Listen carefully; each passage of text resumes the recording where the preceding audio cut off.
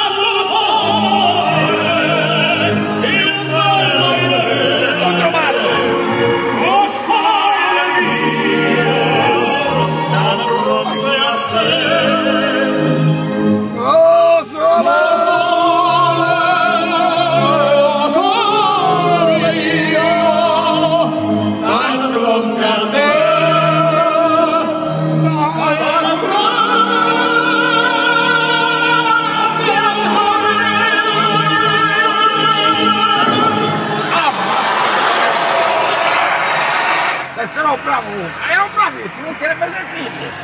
Secondo te sto male? Viva la vita, viva il sole, non dare nulla per scontato.